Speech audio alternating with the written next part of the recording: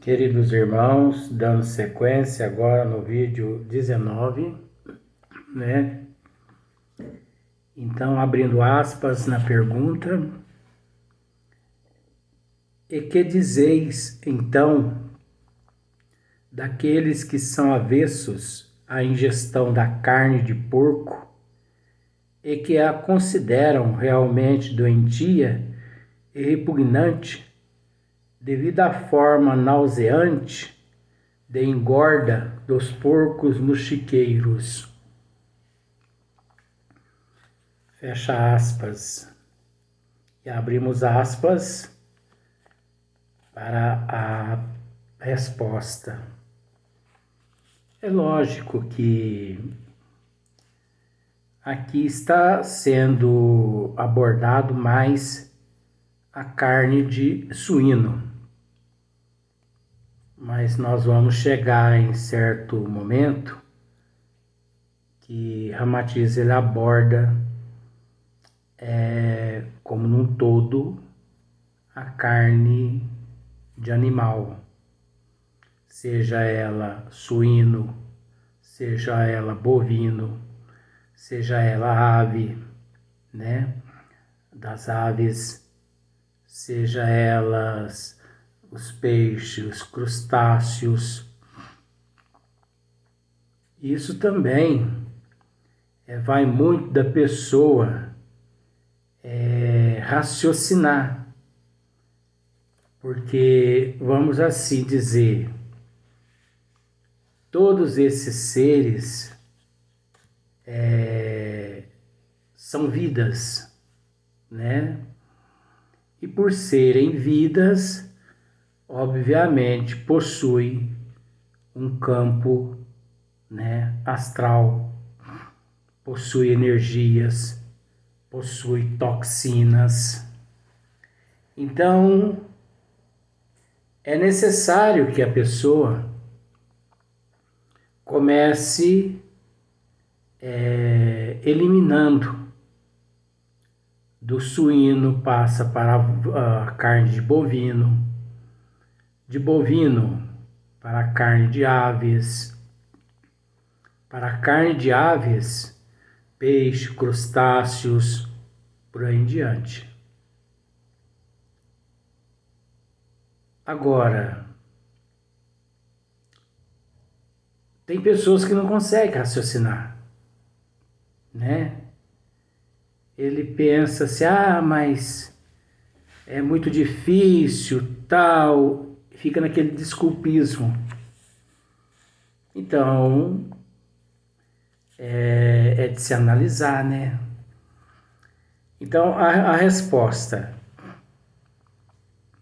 Embora essa aversão particular pela carne de porco seja um passo a favor da própria saúde astrofísica, olha só para você ver,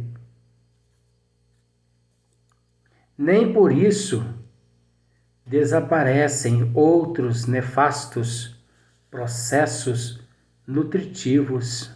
Nem por isso desaparecem outros nefastos nutritivos, né? Mudam apenas o nome. Mudam apenas o nome do cardápio. Mas, no fundo, vamos assim dizer, que seria essa mudança de cardápio, no sentido de Ramatiz aqui. Vamos dizer que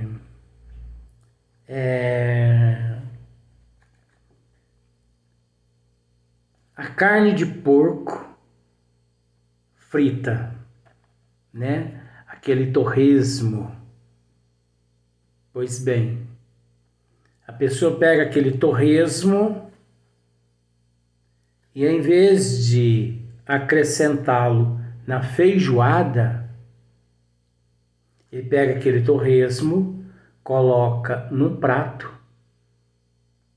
e ali serve-se de petisco para uma cervejinha Deu para você entender a psicologia, né? Gente, isso é tudo psicologia. É tudo psicologia. Agora, a pessoa tem que raciocinar. Então, nefastos processos nutritivos que preferem e que eles anulam a primeira disposição. Os mórbidos cuidados técnicos, né? E as exigências científicas continuam noutros setores onde se procura o bem exclusivo do homem e o máximo sacrifício do animal. Então você observa que só muda de nome e só muda de setor, mas o processo é o mesmo. Aqui, de animal, aqui, mórbidos industriais criam milhões de gansos. Olha só para você ver as mudanças. Aqui, mórbidos industriais criam milhões de gansos sob regime específico, né? Sob regime específicos, desenvolvendo-lhes o fígado de tal modo que as aves se arrastam pelo solo em macabros movimentos cauticantes, a fim de que a indústria do patê de Forri obtenha substância mais rica para o enlatamento moderno. Você viu que ponto chega o ser humano, né? Então ele só muda, vamos dizer assim, ele muda de tática, ele muda nomes, mas o processo primitivo, o processo nauseante é o mesmo. Gente, eu já tive oportunidade de ver em um chiqueiro um porco que ele engordou tanto, mas tanto, que as mãos dele atrofiaram, né? Devido ao peso, ele não conseguia andar. Ele não conseguia andar. Então ele ficava deitado. E ali deitado, mesmo assim, o dono chegando a comida nele. Ração, lavagem. E o mais interessante é que ele defecava ali no chiqueiro mesmo. É lógico, né? O chiqueiro não tem banheiro. Ele defecava ali, urinava e rolava para lá, para cá. Mosquito não tinha onde mais parar. Para todo lado que você olhar, você via bandos e mais bandos de mosquito. Nem sei se é bando. Enxame, né, de mosquito. Agora você imagine só quantos milhões de vermes, bactérias, não fica ali naquele chão, no meio daquelas fezes, daquela urina, adentrando a pele daquele animal. Bactérias, vírus que caem na corrente sanguínea, toxinas que caem na corrente sanguínea, depois o ser humano vai lá e come. Peritos humildes batem apressadamente o sangue do boi. Olha só. Peritos humildes batem apressadamente o sangue do boi para transformarem-no em tétricos chouriços de substância animal coagulada. É nauseante, não é mesmo? Só de pensar que isso existe, a gente fica com náusea. Agora, é interessante que eu não estaria aqui, de acordo com o conhecimento que eu tenho da doutrina dos espíritos, eu não estaria aqui lendo esta obra, essa matéria, à luz da doutrina dos espíritos, se eu ainda não tivesse deparado com estas cenas. Porque, por incrível que pareça, eu já deparei com estas cenas. Inclusive, não só com esta cena aqui. Eu já deparei com cenas de 2 itens só para você ver. Eu tinha um amigo que já morreu, já desencarnou faz muitos anos. Ele trabalhava num matadouro. Então, ele chegava no matadouro às 4 horas da manhã. Aí você pode pensar assim, mas esse material que o Luiz está nos passando, tem lá alguma coisa de instrutiva nisso? Ora, se você ainda não conseguiu enxergar nesse material o quanto nós, humanidade, nos encontramos primitivo, você está totalmente equivocado e perdido. Você está sem rumo. Você não sabe para onde ir. Porque esse é o nível da humanidade que encontra-se aqui neste mundo de provas e expiações. E o mais interessante, né, é que muitas pessoas ainda têm aquele hábito de dizer, isso é primitivismo, tá? Tem aquelas pessoas que dizem assim, mas se existe aqui na Terra, é porque é necessário. Se ainda existe aqui na Terra, é porque é necessário. Então tá. Se ainda existe aqui na Terra, porque é necessário, não é? É. Então tá bom. Vai nessas casas onde vende um produto que chama Era Rato, compra e beba. Porque se existe aqui na Terra, é porque é necessário. Compra e beba. É a mesma coisa.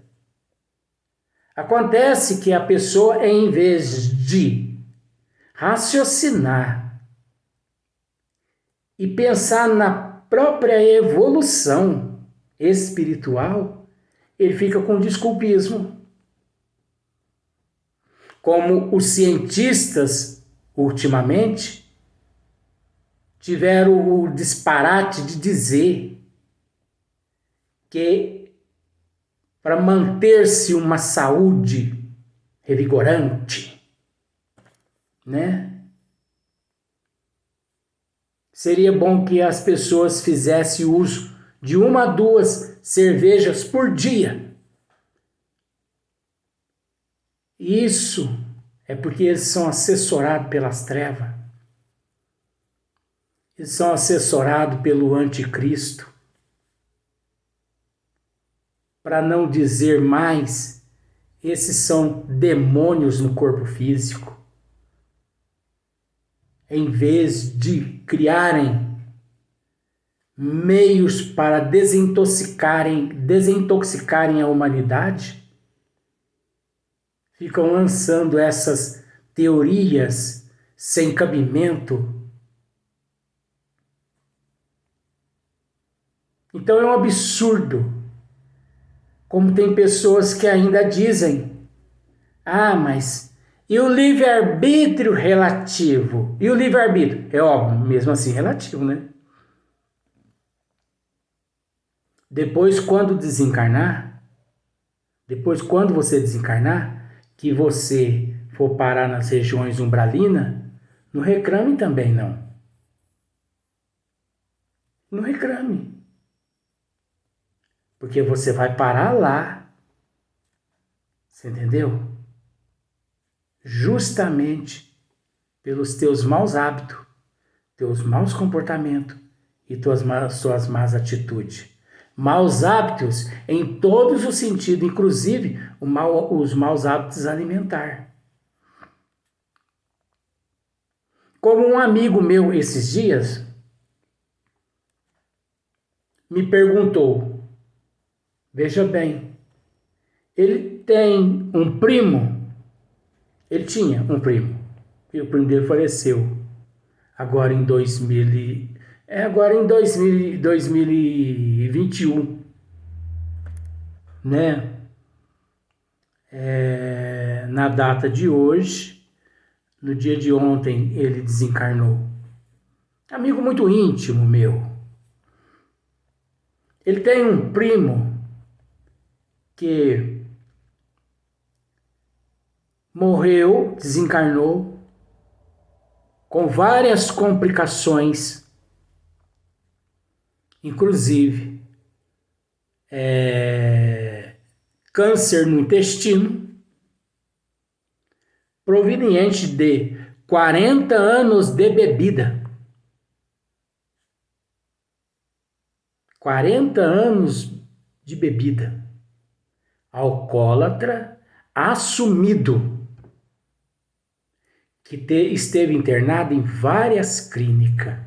Eu só não vou dizer não por questão de ética, mas a história eu tenho o direito de contar.